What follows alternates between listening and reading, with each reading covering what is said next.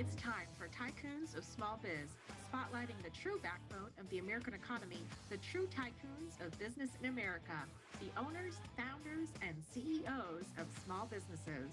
The show's hosts, Austin Peterson and Landon Nance, are registered representatives of Lincoln Financial Advisors Corporation, a broker-dealer, member SIPC, and registered investment advisor. The views expressed by your hosts, Austin and Landon, are not necessarily the views of Lincoln Financial Advisors. Backbone Planning Partners is a marketing name for registered representatives of Lincoln Financial Advisors. Now let's lean in as Austin and Landon connect with this week's Tycoons. Good afternoon, Tycoons, and welcome to today's episode of Tycoons of Small Biz. I'm your host here, as always, Austin Peterson, coming to you from Gilbert, Arizona today, where it's a balmy 82 degrees. I know it's warmer than where my guest and co-host are coming in from today. So we'll get into that here in just a minute. If this is the first time that you're listening to our podcast and you're wondering what we do here at Tycoons of Small Biz, we are a podcast put together by small business owners for small business owners. Landon and I are business partners. Gary, my co-host for today, is also a business owner, small business owner. And we've partnered together also with a fourth partner, Ryan Weissmuller, to put together this podcast because we believe that the small business owner community is truly the backbone of the American economy. And so we got together about a year and a half ago and started this podcast, and it's taken on a life of its own. And we're excited to put it on every week here. So today is the first time that Gary Braun is co-hosting with me. Gary has actually been a guest on the podcast in the past. So Gary, say hello and tell us what the temperature is in Minnesota today. Well, I'll start with that. It's certainly not in the 80s, but we are warming up. We are a nice balmy 45, but I'm Gary Braun. I'm with Pivotal Advisors. We work with lots of small businesses in the sales arena. And I'm just happy to be back. I had fun when I was with you and Landon last time, so I'm happy to be back here and have some more fun. Yeah, no, we're excited to have you here and look forward to co-hosting with you on a regular basis going forward. So that brings us to our guest for today, the guest of honor, Jennifer Zick, founder and CEO of Authentic Brand.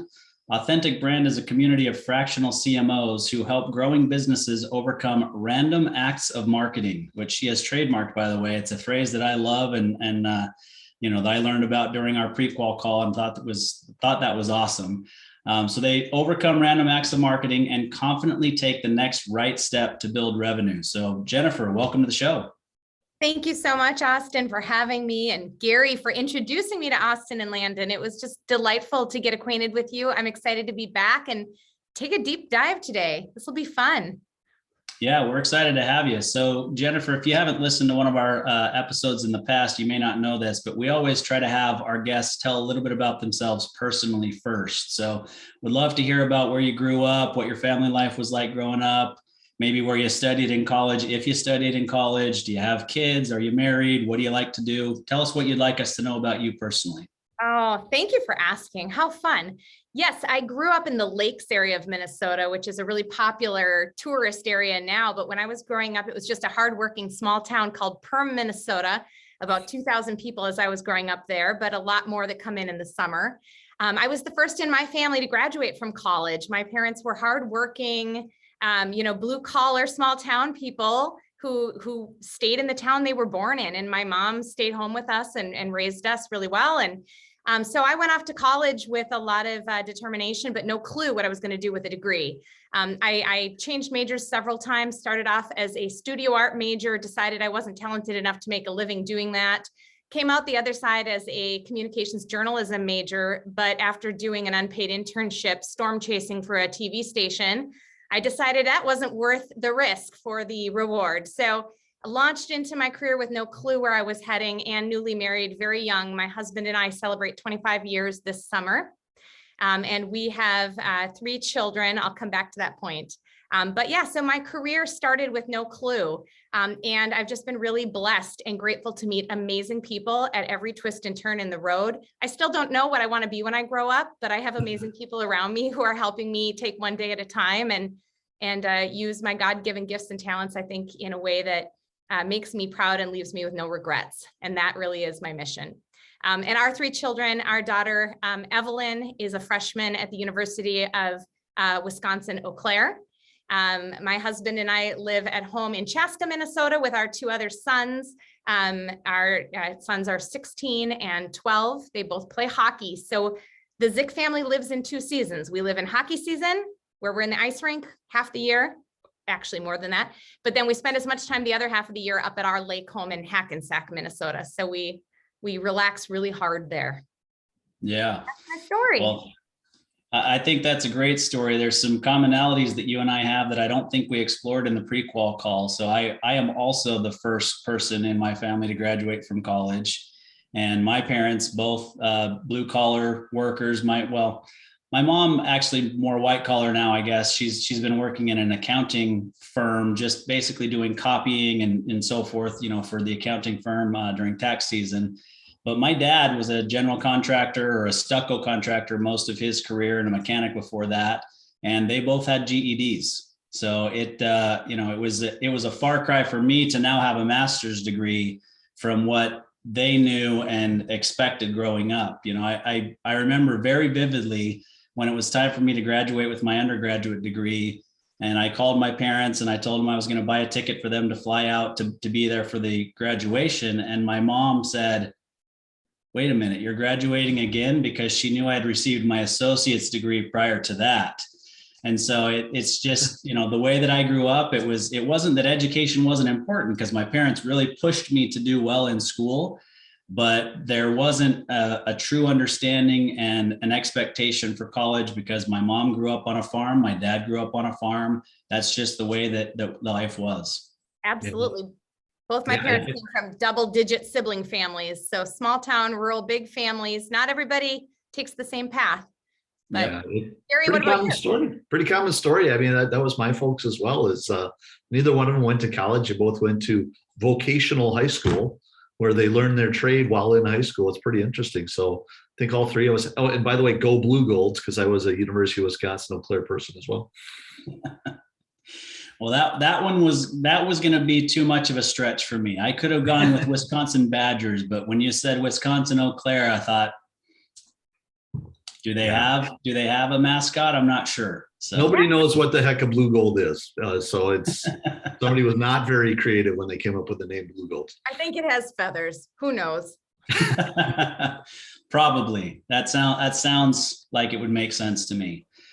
All right, so let's jump into the business side. And well, actually, before I mention that, it's funny, you mentioned, what was the first declared major? Theater arts or? Actually, studio arts with a vocal music minor. I just decided I was going to do what I love to do, which was create and sing, until I realized that is not going to get me very far. I still love to create and sing, but. Yeah, well, so my undergraduate degree is in French, of all things. So I'm with you 100%. It was something that I was passionate about. I speak fluent French to this day. I could probably use a little, touch up, from time to time, but it's something that was important to me. And I thought, business schools don't want you to study business as an undergrad anyway. They want you to be a little bit more well-rounded. And then just one other comment that I would make to that is, Lincoln Financial Group that Landon and I affiliate with, we're not employees of Lincoln or, but our FINRA and SEC tie-in is with Lincoln Financial Group, and they've got a new CEO-elect that's coming in May. And I was in a meeting this morning where she actually said that her first declared major was ballet, and performing ballet at Temple University. And that didn't last long. She enjoyed the ballet. She was good at it, but just it wasn't engaging her. And so it was the craziest shift I've ever heard. She went from the ballet school to actuarial sciences. And now she's going to be, the first female CEO of a 116-year-old company that's one of the largest companies in the world. So it was pretty awesome to see how far she's been able to come from studying ballet at Temple University to begin with. That's an awesome story. And for another podcast on another day, I have a fun story about how my husband took a ballet class in college when we were newly married. And that was fascinating. He had one arts credit that he had to fulfill, and that was the only class left. So well, if you've got pictures or video, I could easily figure out a way to put together a podcast around that. So if only social media had existed then, if only. That's cool. I think I would have graduated a semester later and just passed on that until a better class came along. All right, so let's get serious and talk about what it is that what you're doing now, right? So you've got Authentic Brand. It's a marketing company for fractional, chief marketing officers. But tell us what it is really that inspired you to start Authentic Brand in the beginning, in the first place. Yes, I love sharing this story, which Gary's heard more than once. Authentic Brand just celebrated 5 years in business last week, in fact, and it was an awesome milestone. We had such a great time, and it's such a wonderful milestone to stop and reflect. And really, Authentic Brand was born in my heart many years before I started the business. After I finally found a bit of a path to follow in my career, I ended up pursuing sales and marketing in creative and technology companies for the most part. So my career had been sales, business development, and marketing, and eventually executive leadership for mostly professional services, B2B around technology. And I had an awesome career and a great ride, and I had a really great trajectory. But I also got to the point in my life where I was balancing marriage, motherhood, and career building, and really burning out. And the trajectory and the game plan I had for my life wasn't serving my life very well in terms of honoring my soul and my priorities. And I just thought there had to be a better way to do things. And I was at the time working for a Bay Area consulting company, and I was rebuilding the marketing team, and I loved the work and I loved the people, but I missed my family. I was traveling a ton and just working a lot of hours. And I thought I could maybe gut it out for another year and a half and then finally start this little company that was on my heart, when really the PE firm saved me from that. There was a new PE firm, new investors, several executive roles were cut from that business, including my own. And it was the sudden loss of a job for the first time in my life that gave me an opportunity to take a leap of faith rather than have all my plans just perfectly ironed out. So 5 years ago, I lost a job, and it was really painful, and it felt personal, and it was really discouraging. I gave myself an entire 2 weeks to not make a decision and figure out what I was going to do. And I went up to my cabin and started doodling and asking myself, if I were to start a business, what would it be and what would it focus on? And I really came away with a two-pronged vision that is still the vision that serves Authentic Brand today. I didn't have the words to describe what we did yet. I hadn't landed on fractional CMO. All I knew for sure is that I wanted to create a new pathway for small businesses to have access to marketing wisdom sooner, to help them do what we now lovingly call overcome random acts of marketing. I wanted to help small businesses with wise, experienced executive marketing leadership. And I wanted to help other marketers like myself who were feeling the burnout find a different way to love their lives and love their work and really honor their souls. So those became the guiding guidelight, really two North Stars for Authentic Brand's creation. And it wasn't too far into the development of the business that I found the words to express what our service offering would be. So Jennifer, we've talked about this before in the past, offline, obviously, but the notion of fractional anything has kind of been growing with small businesses. We do it on the sales side, you're doing it on the marketing side. I think a lot of it started in more financial things. You get a fractional CFO, fractional controller.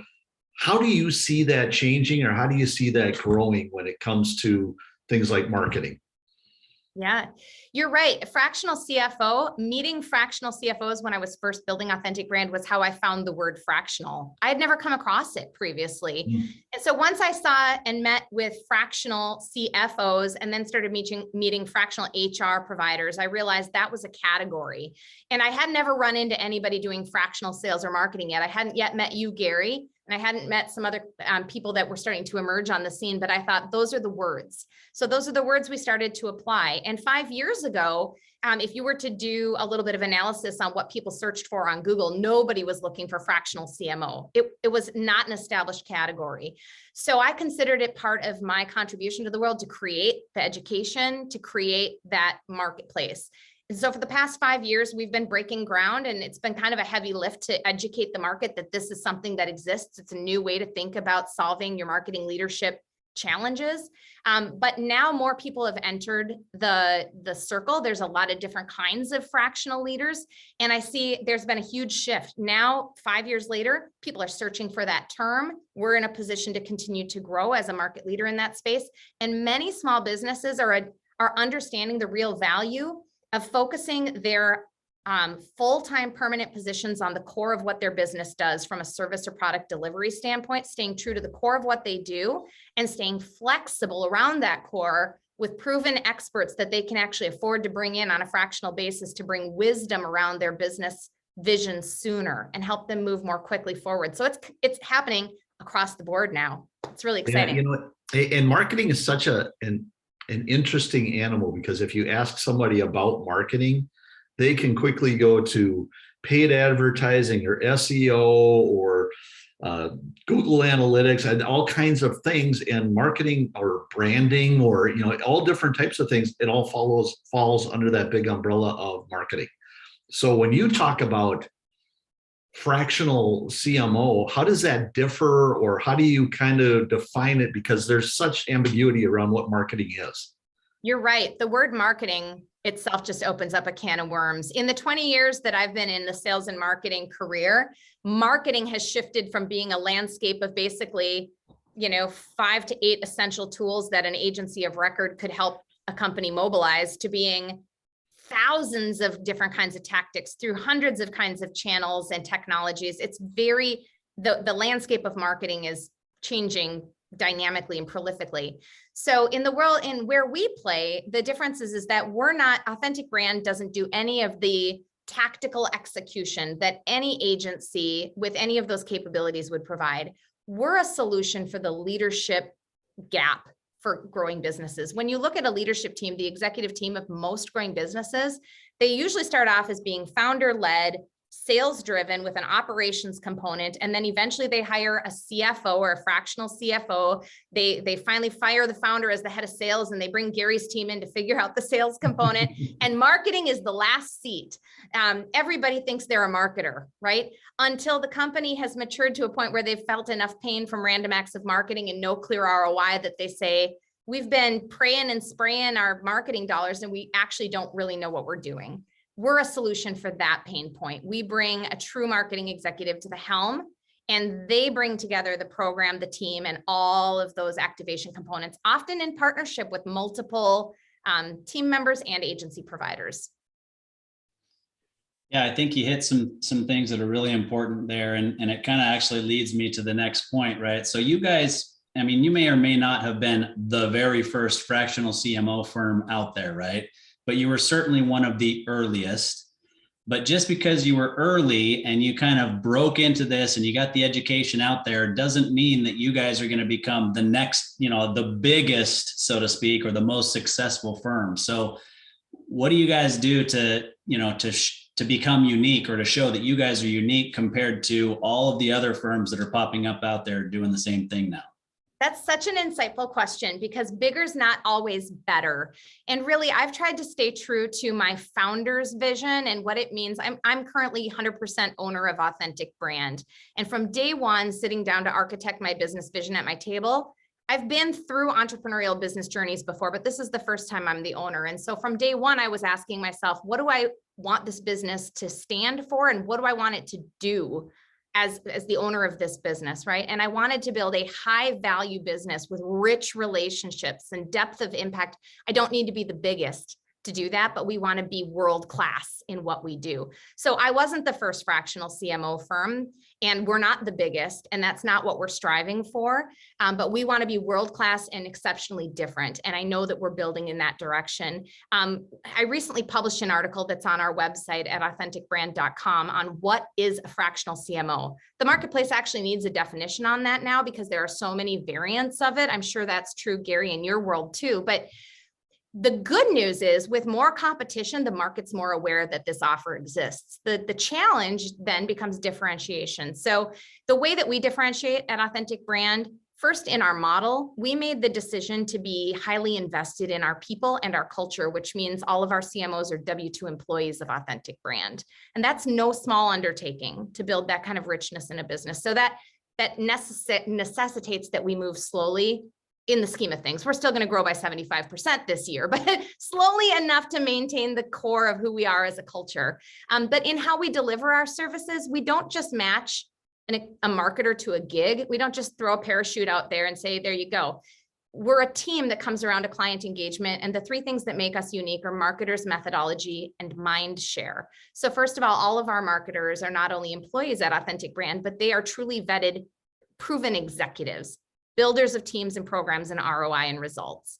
And then we train all of them on our methodology called Authentic Growth. It's not a formula and a one size fits all, but it's a framework to help businesses make wise decisions, be responsible for their marketing resources, and demystify marketing. What is the difference between all the tactics and the strategy, and how should it come together? And thirdly, our Mindshare brings all of our CMOs together weekly to share resources and wisdom and help accelerate impact for our clients. So every client has the benefit of a dedicated CMO, plus the backing of our Mindshare and shared experiences, and that really accelerates results.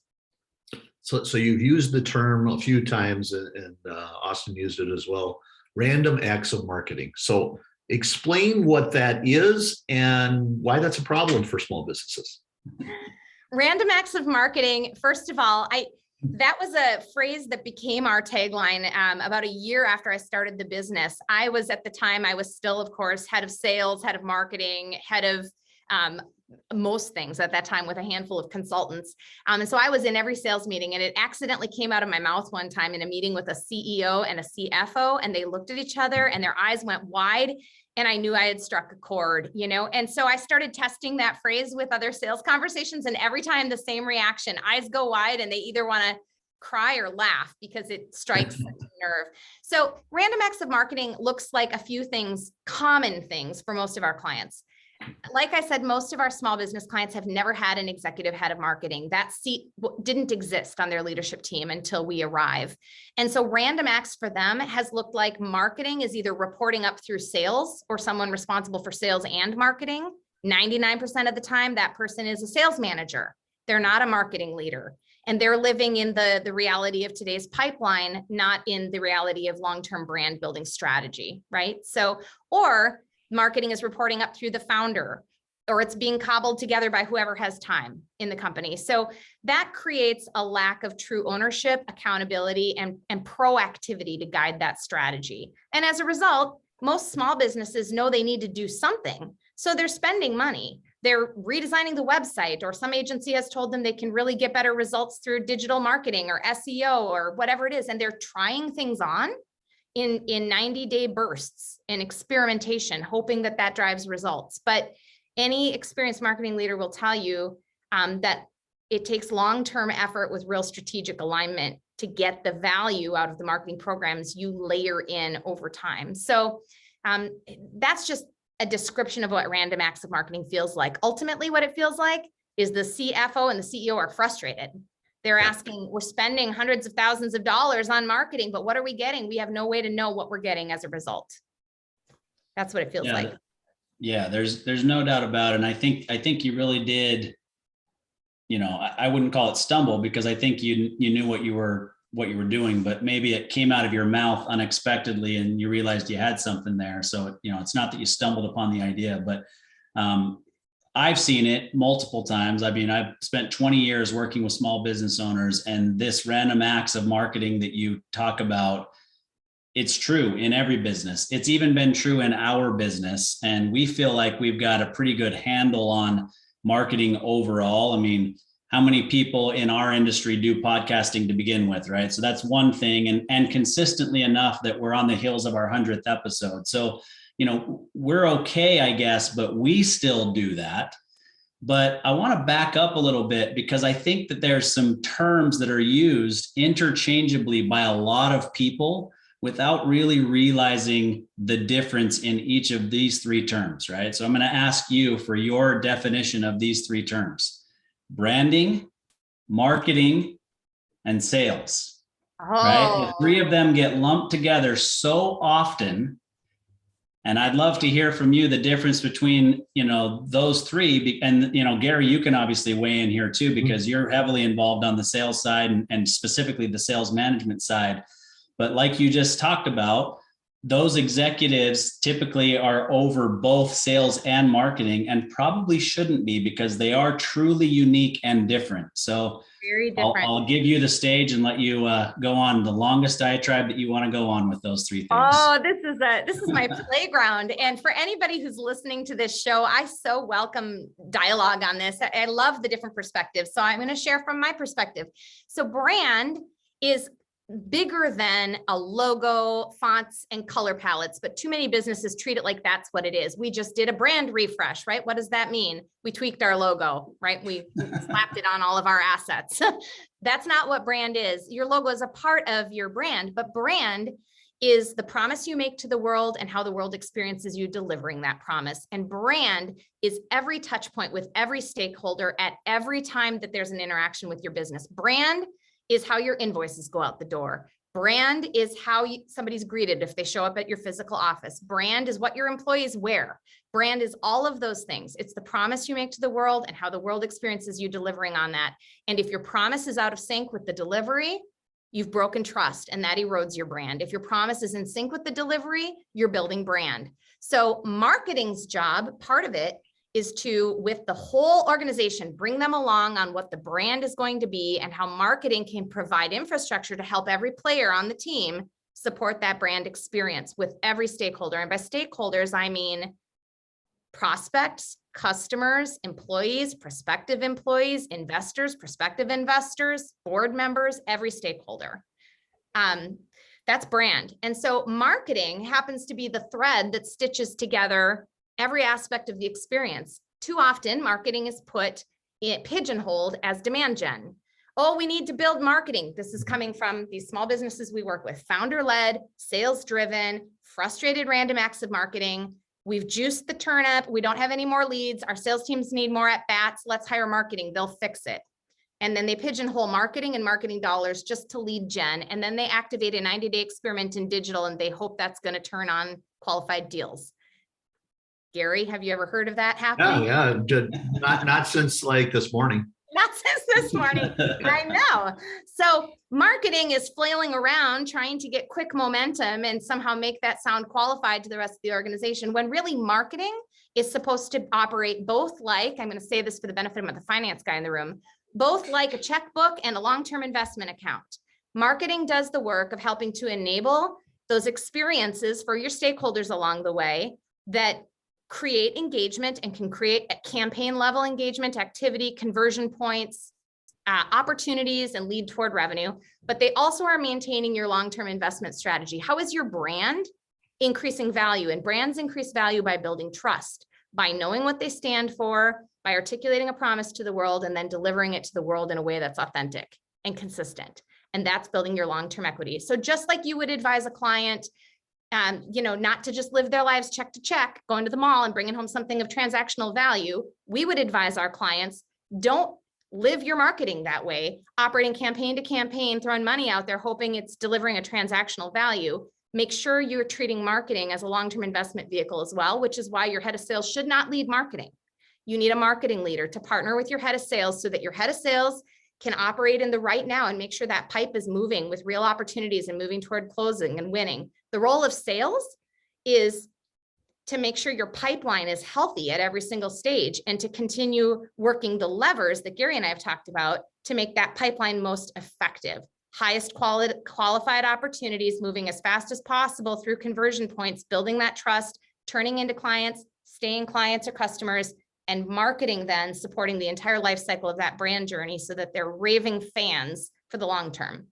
So did I answer all the questions you asked? What is brand? What is marketing? What is sales? You need them all. I think that was really well stated. I'm going to have you talk about sales for my team now. That was really, and I agree with you 100%. Usually when I see a VP of sales and marketing or a director of sales and marketing, they either have the capital S or the capital M. They're really good at sales, and then they kind of do some marketing, and they're really good at marketing, and they kind of do sales, but it's a way different skill set. So I agree with you 100% that these are two different things. I will say, I'd love to get your opinion here, that over the last, 5-10 years, with people doing more and more on the internet, sales and marketing have even meshed more and more. And you see all the stats that, a lot of buyers will go 60%, 70% through their sales cycle before they ever talk to a sales guy, which makes me sad, but that's what happens.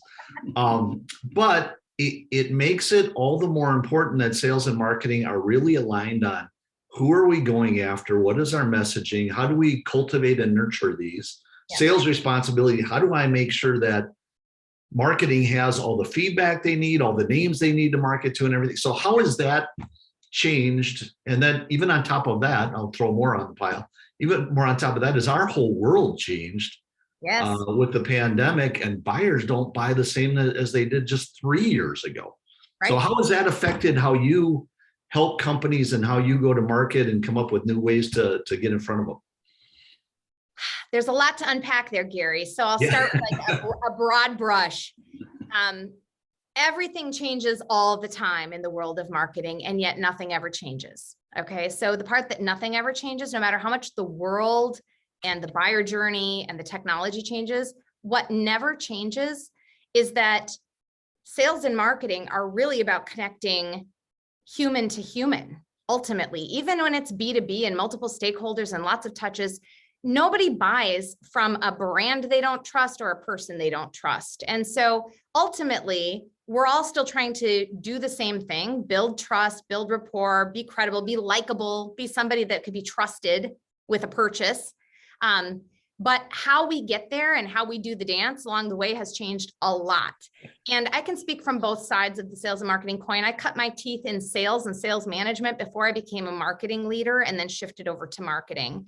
And I love both. And in my own business, I've done sales and I've done marketing. And now I'm fired myself from sales, though I help open doors, but I still lead marketing for Authentic Brand. So the buyer journey has changed a lot. Digital has made information available in a way that it never used to be before. And so I think all of us, all three of us, represent professional services B2B. We're a high trust decision, right? Nobody looks at a billboard and then clicks to buy our services. That's not how it happens, right? But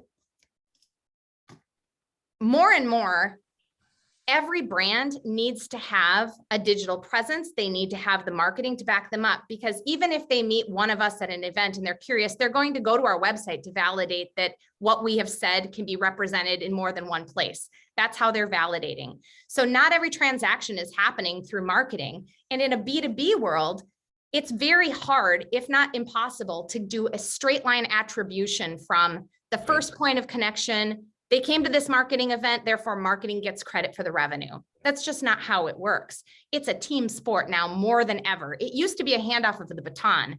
Marketing sponsored a trade show and gave a list of names and contacts to sales who pursued them and converted them. It's not a handoff like that anymore. It's a team sport. Marketing has some conversation starters and some engagement starters, and sales enters at some point, but there's still team sporting on it. All of that marketing content, the podcasts, the blogs, that is supporting the sales conversations along the way. It's reinforcing, it's adding layers of trust, that if those layers of trust aren't there, that buyer doesn't have the same level of confidence as they might with talking with another brand that has all that layer, all the layering around it. So it's truly a team sport, and those feedback loops need to be there. And even though I'm a huge proponent of separate sales leader and marketing leader, I'm also a huge proponent of treating it all like one revenue team. Yep. We are all aiming for the same goals. And if we're doing things the right way, building trust and brand value, all ships are rising. And we don't have to fight over who gets the credit. If all ships are rising and the company is meeting its goals, and the marketing is supporting that narrative and that brand value and that trust, and sales is following up to cultivate that personal connection, and we're all winning. So those are the places that I spend a lot of time talking with small businesses, helping them get over the toxic hurdle of, I need to be able to measure marketing revenue contribution versus let's look at our revenue team and how marketing is influencing and supporting all of that revenue along the way. Yeah. So I've got a follow up to that, but let's take a quick break to have a quick call to action, and we'll jump back and talk a little bit more about this and where, plenty of other things actually. Hey there, Tycoons. Austin Peterson here, co-host of Tycoons of Small Biz. If you think you have what it takes to be considered a tycoon and you're wondering how you could become a featured guest, please follow and then message us at Tycoons of Small Biz on LinkedIn.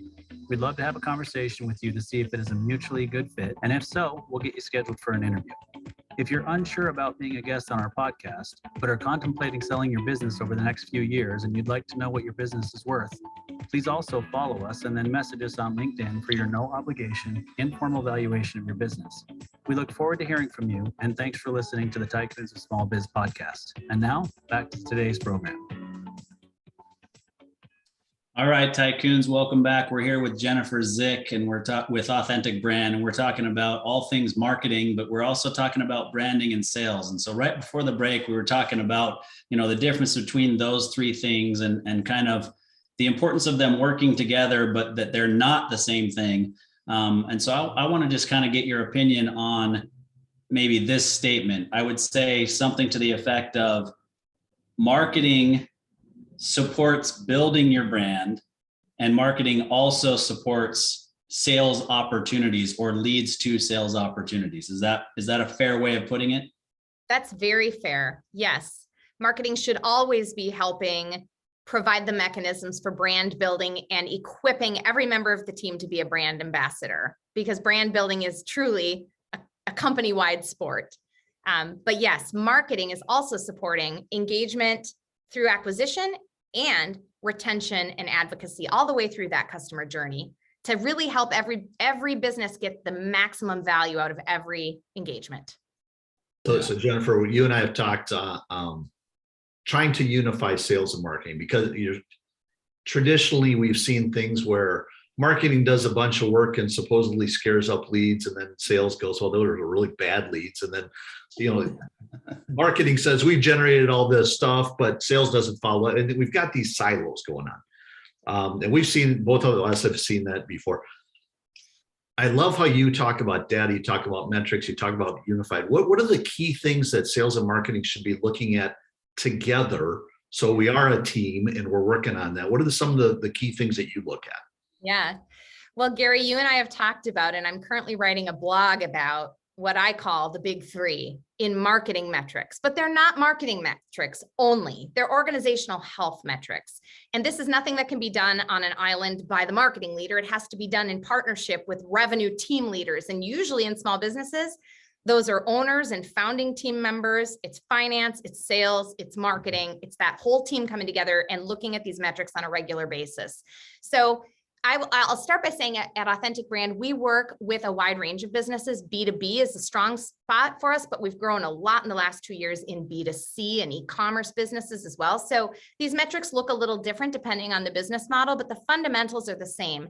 The big three are customer lifetime value. I just alluded to that when I said marketing supports from first engagement to conversion and customer acquisition all the way through to retention and advocacy, right? Customer lifetime value. That's huge. You would not believe how many small businesses I talk to that are obsessed with getting at bats and winning new deals and have no obsession at all about retaining the clients they have and maximizing those relationships. So they're letting so much business just walk out the back door and all they're looking at is the front door. That's like opportunity number one to get healthy growth in your business. Retain what you have and make it work better and stronger. The second is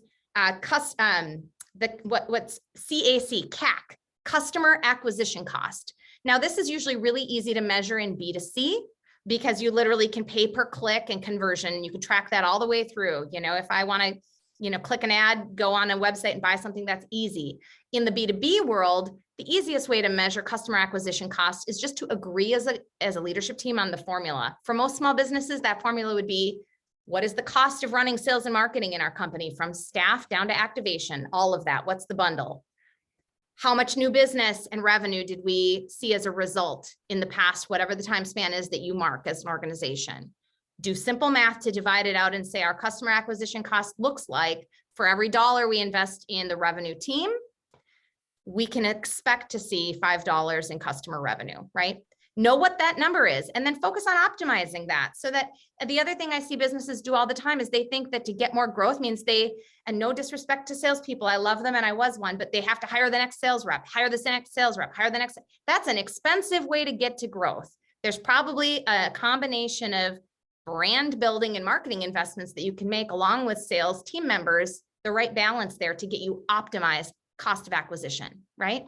And finally, time to convert.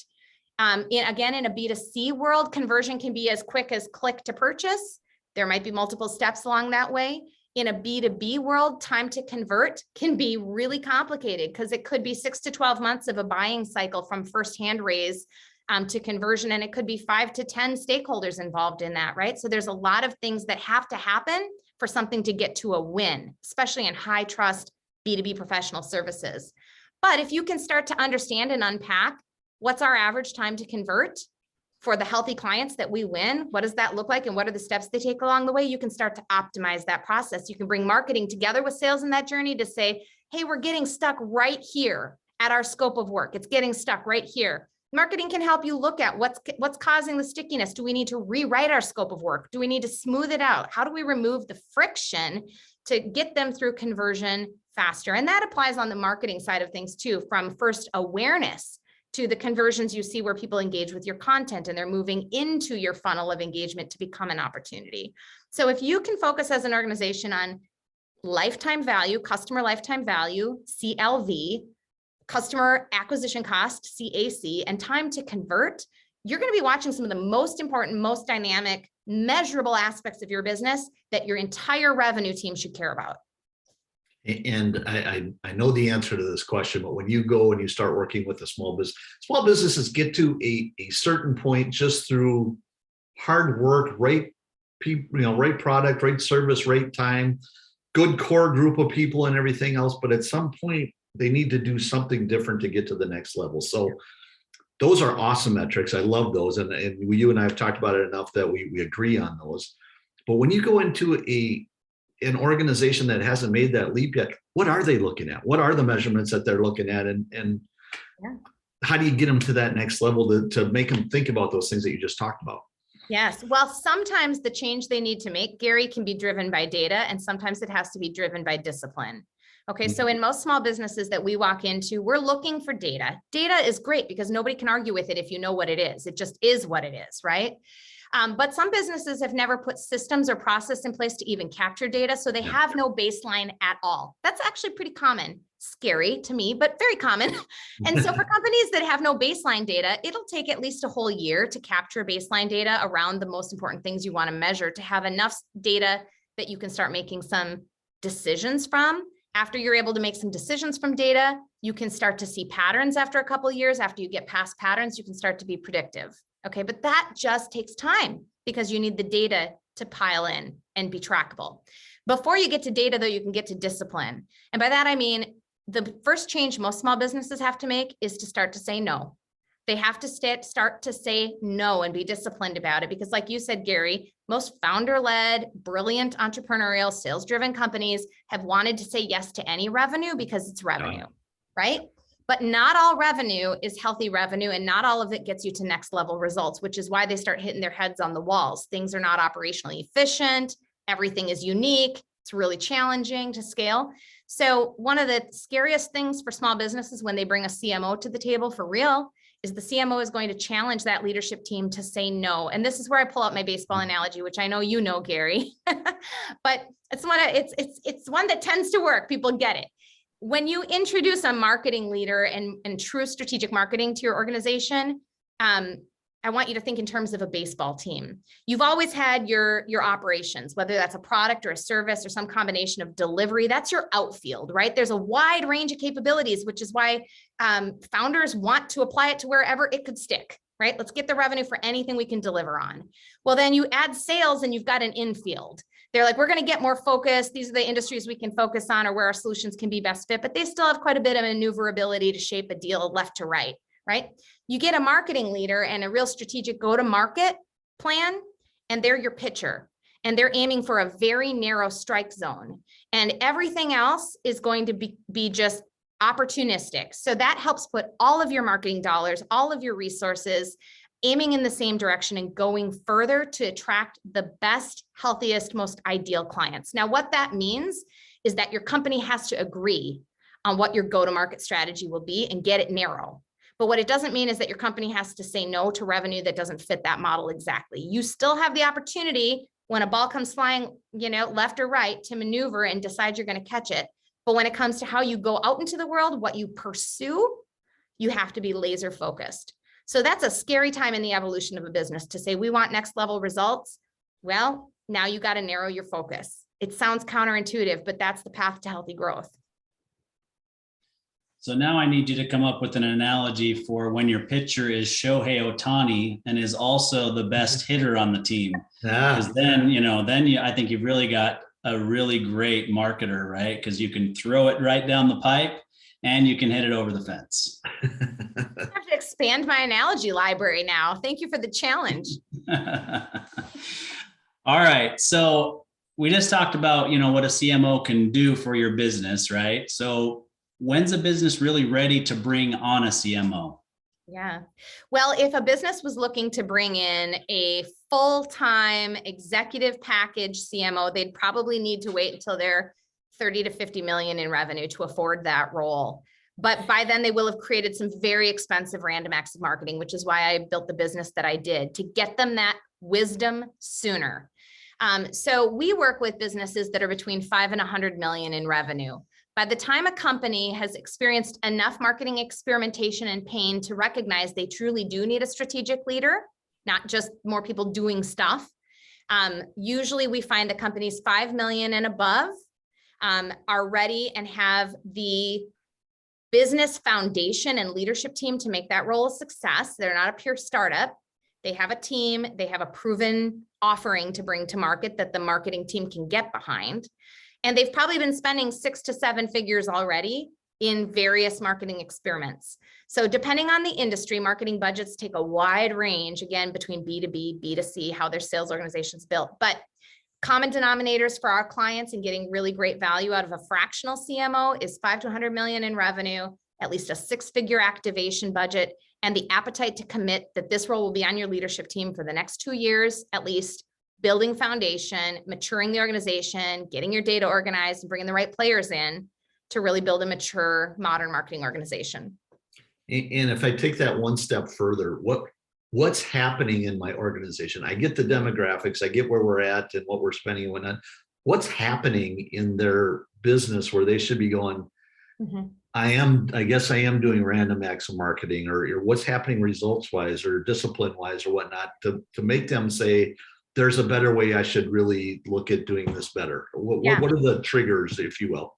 Well, one very important common denominator amongst our clients is that they are all growth-focused businesses. They're not just trying to stay the same size, shape year over year or grow by 3%. They want to make bigger gains. And they have historically made those gains by, in their entrepreneurial early stage, but maybe they're seeing the gains start to taper off, or they're hiring for some key roles that now that they know are going to need more, what I would call air cover. If they're finally starting to build that next level sales team, they're finally starting to say, we're going to take our current market, we're going to expand it into 2 more markets or launch 2 more product lines, or they're looking at a key event.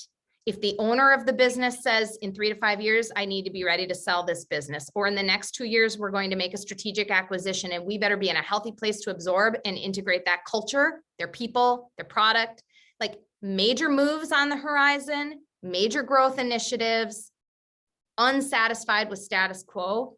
Those are the kind of businesses that need to start making space for a marketing leader to help steer the ship, and not just a marketing leader that reports to someone on your leadership team and who organizes your agency resources, a marketing leader on your leadership team to be a business advisor first, knit together what we talked about, what brand is. Brand is not just execution of the marketing and the standards of the marketing. Brand is how your business keeps its promise to the world. So an executive marketing leader will help make sure that promise is well articulated and everybody's well aligned around it. And I'm glad you said that, because all owners at some point are going to exit the business. Right. I mean, they're either going to sell it, they're going to go ESOP with it, they're going to pass it down to a kid, they're going to pass away. Who knows what at some point they're going to leave, and they want it to be as valuable as it can be. Yes. One of the big things that discounts the value is if we don't have a good sales and marketing engine. That's right. If it's unpredictable or inconsistent, that goes away. So that plays into your event coming up. I'm going to sell it. I want to make this thing as valuable as possible. Yeah, not only in the dollars and cents of the actual valuation, but in the culture, in the scores you receive in employee reviews, the reputation you have in the market, the longevity of your client engagements. All of that is supported by a strong brand. So it's really important even if you're not ready to hire that CMO, fractional CMO, and fill that seat yet, it's so essential for the leadership team to understand brand building and the value of a focused story told consistently, lived out authentically, and delivered to create great trust. Like, that is the accelerant in business growth and value.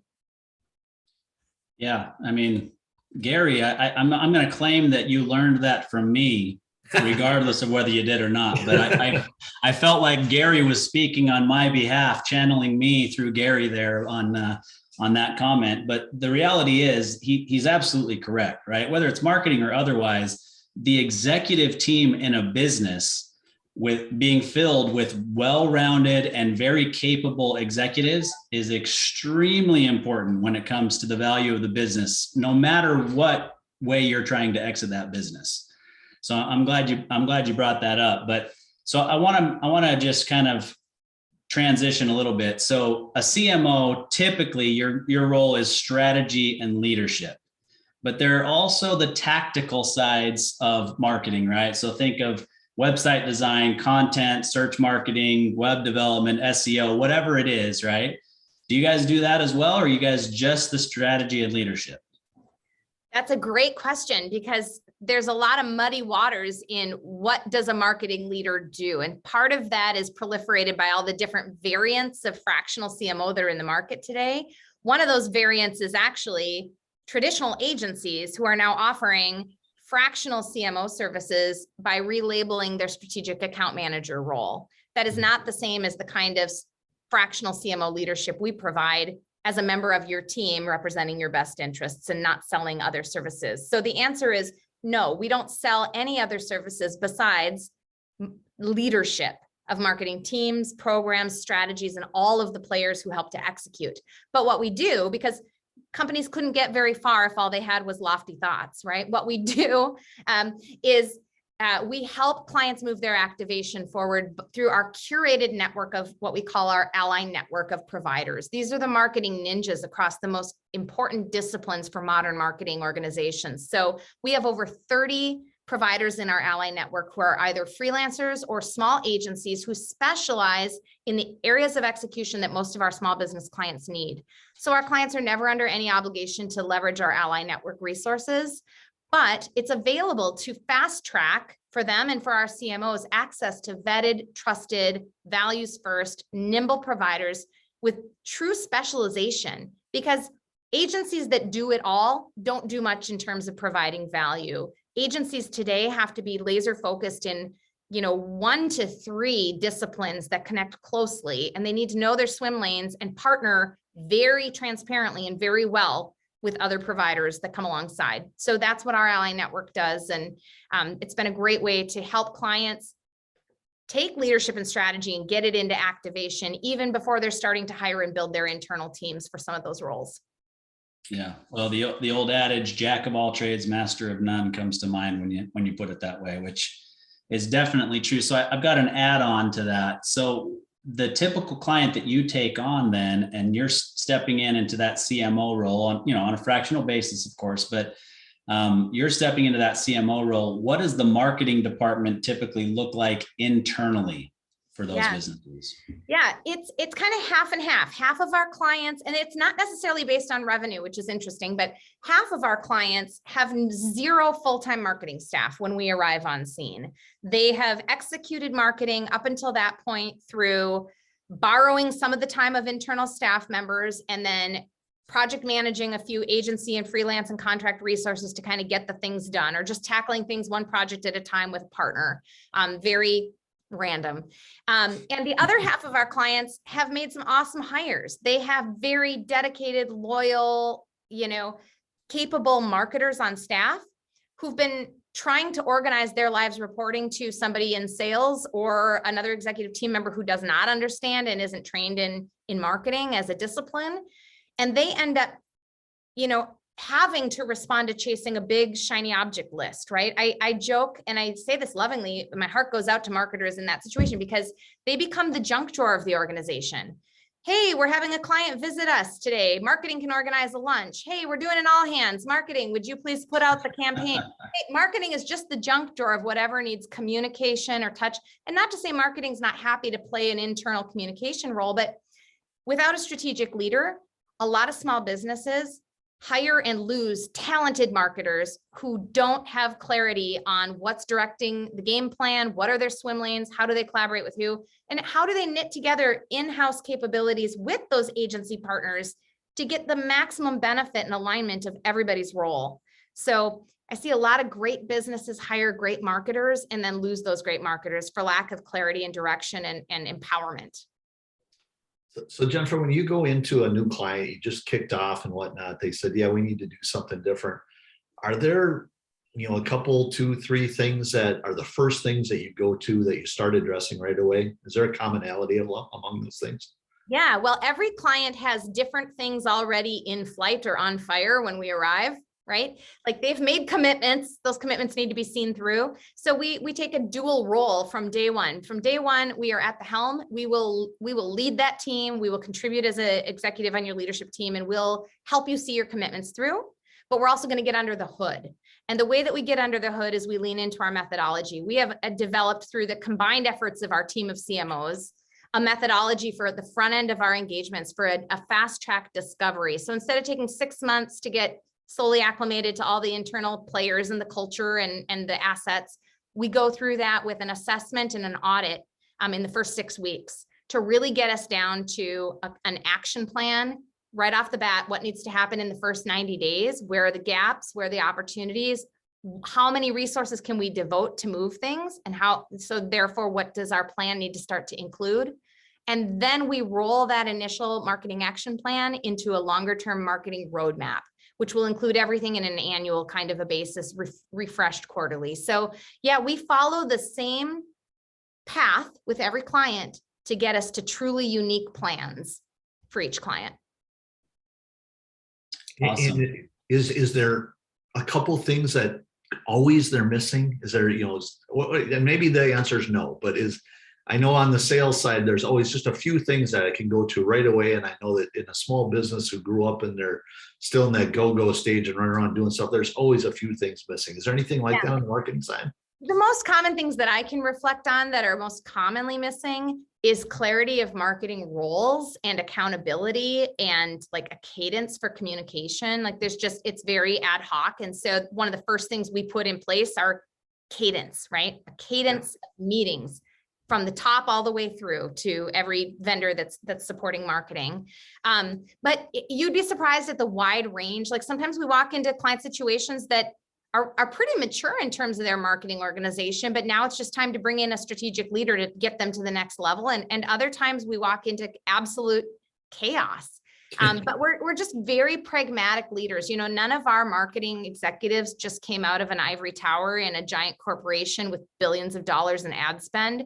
That's not who we are. We're very close to ground level entrepreneurial marketing leaders who love to roll our sleeves up, link arms with the team, get people in the right position to thrive, and then be serious about what resources are available and make wise choices and just be good stewards on behalf of our clients. Awesome. I'll tell you what, Jennifer, I think the story that you have is very unique. I think what you guys are doing is unique. I mean, the biggest struggle that any business has, Landon and I have it. I know Gary has it. I know our other partner, Ryan, has it. And pretty much any business that I've ever come across is how do you communicate your uniqueness to the marketplace? And I think that you've done that better than probably 99.9% of business owners that I've ever met. So I applaud you for that. That could be the highest praise I've ever received as a professional. Thank you. That means the world to me. And it's a challenge and an honor to continue to live up to that. I mean, I really want my little business, my little 5-year-old business, to be the best case study for how we can help build other authentic brands. So Yeah. I'm overjoyed to do the work that we're doing and to keep firing myself from jobs and creating opportunities for other people. It's just the best feeling. So I'm really grateful that the universe gave me a challenge 5 years ago and helped me take the leap. Yeah. Well, I wish we had more time to actually unpack the last thing that you just said, because firing yourself from more jobs is a really important step for founders and entrepreneurs to get to. And so you've got to continue to fire yourself from those jobs. And we could certainly talk, for a long time about that. But the last thing, I'm going to give you the last word. So how can any of our listeners connect with you and Authentic Brand if they're in the market for CMO, or they just want to talk to a really great person? I always love linking in with other professionals. I just love to be able to follow one another's journey and have a conversation. And so I'm easy to find on LinkedIn. Just search Jennifer Zick. But to learn more about Authentic Brand, visit our website at authenticbrand.com. That is all one word, no S at the end, just authenticbrand.com. We create a lot of great content that's really written with the entire executive team of entrepreneurial businesses in mind. So there's good learnings, webinars, ways to engage. We'd love to just invite you to be in our circle. Awesome. Well, thank you so much. Anything you want to add at the very end there, Gary? No, I've known Jen since she started the business. She's built quite a culture there. People love working there. The clients love her. We have several clients in common. They do an awesome job. So it was a pleasure to have you on the show with us today, Jennifer. Thank you for taking the time with us. Thank you both for the invitations. It's been really, really fun. I appreciate it. Our pleasure.